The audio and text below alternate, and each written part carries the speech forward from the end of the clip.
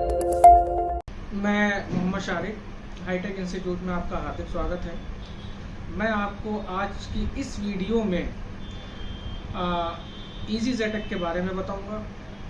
अभी इससे पहले जो हमारे इस इंस्टीट्यूट में जो यूएफआई की क्लासेस चलती थी, अब हमारे यहाँ पर इजी जेटेक की भी क्लासेस स्टार्ट हो चुकी हैं। तो इजी जेटेक से हम क्या क्या कर सकते हैं, और जैसे कि हम यूएफआई बॉक्स से प्रोग्रामिंग, अनलॉकिंग, ये सभी किया था, हम वही काम इजी जेटेक से भी कर सकते हैं। लेकिन इजी जेटेक यूएफआई के मुकाबले काफ़ी अच्छा है, बेटर है, बट थोड़ा सा डिफ़िकल्ट है चलाने में। लेकिन जब उसकी आप यहाँ पर प्रॉपर ट्रेनिंग लोगे तो कोई भी यहाँ पर डिफ़िकल्टीज महसूस नहीं होगी। तो यूएफआई अपनी जगह है और इजी जेटेक अपनी जगह है। तो इन दोनों ही बॉक्सों को हम यहाँ पर आपको ऑपरेट करना सिखाते हैं। इन्हीं दोनों बॉक्सों से आपको प्रोग्रामिंग करना सिखाते हैं, बूट रिपेयर करना सिखाते हैं। तो दोनों का काम लगभग सेम है, बट कहीं ना कहीं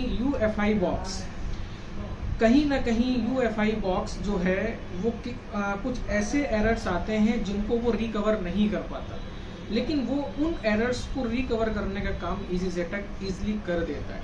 इजी जेटेक से एक बेनिफिट ये है कि हम eMMC तो रिपेयर करते ही करते हैं, ये साथ में यूएफएस को भी रिपेयर करता है। तो यूएफएस के अंदर जो एरर्स आते हैं, जैसे कि जैसे आपने अभी तक क्या रिपेयर किया था, eMMC IC रिपेयर करी थी। तो eMMC IC जब हम रिपेयर करते हैं तो उसके अंदर भी कई ऐसे एरर्स होते हैं जो काफ़ी हद तक रिकवर यूएफआई से हो जाते हैं, लेकिन कुछ ऐसे एरर्स होते हैं जिनको हम रिकवर नहीं कर पाते और हम समझते हैं कि इस आईसी के अंदर फिजिकल डैमेज है। बट लेकिन अगर जैसे ही हम उसको इजी जेटेक से करते हैं तो वो हट जाता है। लेकिन वही चीज़ है कि कुछ एरर्स को ये यूएफआई कर देता है कवर, लेकिन कुछ ऐसे एरर्स होते हैं जिद्दी टाइप के जो यूएफआई रिकवर्स नहीं कर पाता। तो रिकवर करने के लिए हमें करना क्या होता है कि हम फिर इजी जेटेक बॉक्स का यूज़ करते हैं। तो इजी जेटेक बॉक्स का यूज़ यही है कि अगर कुछ एरर्स, जैसे बहुत से काफ़ी एरर्स होते हैं जो नहीं हो पाते हैं। अब आपने जैसे रिपेयर किया होगा कि 90% कंजप्शन का एरर आ जाता है, जो कुछ ऐसी एमएमसीज होती हैं जो उनको रिकवर नहीं कर पाती हैं, या जब हम उनको पार्टीशंस वगैरह बनाते हैं तो वो पार्टीशन नहीं बन पाते हैं। तो उन पार्टीशंस को रीपार्टीशन करने के लिए फिर हमें इजी जेटेक पे आना पड़ता है, क्योंकि यूएफआई वहाँ पर GP1 या GP2 जो भी पार्टीशन होते हैं वो वहाँ पर क्या कर देता है कि आपका राइटिंग फेल कर देता है। तो वहाँ पर वो आपका रीपार्टीशन प्रॉपर हो नहीं पाता है। जो भी फॉल्ट है या पार्टीशन नहीं बन रहा है तो उनको हम यहाँ पर आपको रिकवर करना सिखाएंगे। तो ये इजी जेटेक बॉक्स है। इजी जेटेक बॉक्स के साथ में सबसे पहली चीज़ आपको एक तो ये किट आएगी। ये किट आपको मार्केट से अलग भी मिल सकती है, जो कि ये आपका कनेक्टर्स है। ये कनेक्टर्स जो काम करता है, ये आपका 2-in-1 कनेक्टर्स है। इस कनेक्टर का नाम है UFS VGA254। आईसी भी हमारी VGA यानी कि VGA254 आती है, VGA221 आती है, VGA162 आती है, 153 आती है। तो इन सभी के अकॉर्डिंग सारे आते हैं कनेक्टर।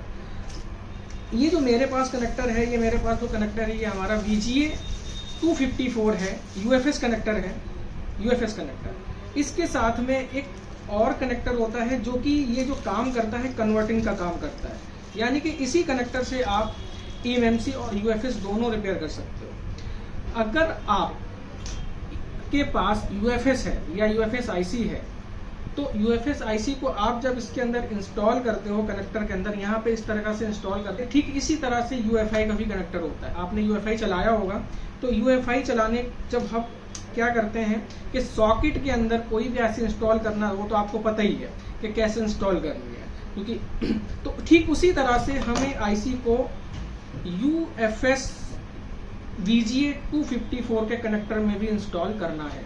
इंस्टॉल करने के बाद आप अगर UFS कनेक्टिविटी ले रहे हो तो आपको इजी जेटेक बॉक्स से डायरेक्टली इसके इंटरफेस से इस तरह से कनेक्ट करवाना होगा। अगर मान लीजिए VGA254 eMMC आपने इंस्टॉल करी हुई है, तो आप अगर इसे डायरेक्टली यहाँ पर इंस्टॉल करोगे तो ये कनेक्टिविटी नहीं लेगा। इसके लिए हमें एक इस टाइप का कनेक्टर यूज करना पड़ेगा जो इसी के साथ आता है, यानी कि ये हमारा कन्वर्टिंग कनेक्टर होता है जो UFS to eMMC काम करता है। तो यहाँ पर देखो लिखा भी होगा UFS to eMMC, एक छोटा से लिखा हुआ है। तो ये है हमारा UFS to eMMC कनेक्टर। तो इस कनेक्टर को इस तरह से यहाँ पे लगाएंगे। लगाने के बाद आपको फिर यहाँ से ये आपको बॉक्स से अटैच कर देना। तो अब यहाँ पर आपकी इसी एडेप्टर से eMMC कनेक्ट हो जाएगी। कहने का मतलब ये है कि आप VGA254 UFS भी यूज कर सकते हो, VGA254 eMMC IC भी यूज कर सकते हो। यहाँ पर इस पे लगाने के बाद आप सारे वो काम कर सकते हो, यानी कि प्रोग्रामिंग कर सकते हो, अनलॉकिंग कर सकते हो, या अगर UFS लगा सकते, अगर आपने UFS लगा रखी है तो उसके जितने भी लुन सेक्टर है LUN लुन, क्योंकि eMMC के अंदर होता क्या है कि उसके अंदर पार्टीशन होते हैं वो GP1 GP2 में होते हैं। इसके अंदर जो पार्टीशन होते हैं वो आपके लुन सेक्टर में होते हैं। तो लुन सेक्टर पे भी सारे काम कर सकते हो। तो ये नॉर्मली जो है इंट्रोडक्शन वो ये है कि इसके साथ ये कनेक्टर्स होगा, इसी के साथ में ये इसका ISP कनेक्टर होगा।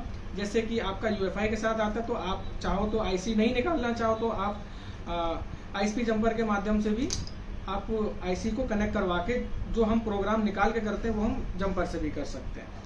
ठीक इसी तरह से इसके अंदर आपका एक और कनेक्टर आता है, ये सिर्फ VGA254 का कनेक्टर था, लेकिन अगर मान लीजिए हमारे पास VGA221 या VGA153 IC आ जाए तो उसको कैसे करना, तो उसके लिए हमारा अडेप्टर अलग होगा, जो कि ये स्पेशली eMMC के लिए, सिर्फ ओनली eMMC, क्योंकि ये जो सेट है ये पूरा हमारा IC फ्रेंड का सेट है। और VG54 का अगर जैसे मान लीजिए मेरे पास जो बॉक्स है ये हमारा रेड एडिशन है, यानी कि ये IC फ्रेंड कस्टम एडिशन है, तो इसके जो कनेक्टर्स हैं वो भी मैंने IC फ्रेंड्स के यूज़ कर रहा हूँ। अगर आप ब्लैक एडिशन यूज़ करते हो तो उसके साथ मोस्टली वो भी कनेक्टर अटैच हो जाते हैं, यूज़ हो जाते हैं। तो वो आपकी मर्जी है कि आपके पास किस टाइप का बॉक्स है, कैसे यूज़ कर रहे हो। तो कहने का मतलब मेरा ये है कि आपको EasyJet से हम अब वो सारे काम करेंगे जो हम पहले UEFI से करते थे। बट UEFI से कभी कभी होता क्या था कि कुछ फॉल्ट्स को ये रिकवर कर देता था, लेकिन कुछों को रिकवर नहीं कर पाता, तो वो हम सारे कर लेंगे।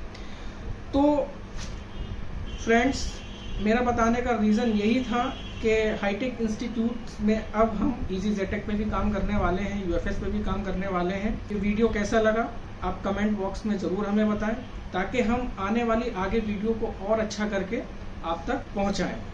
तो धन्यवाद।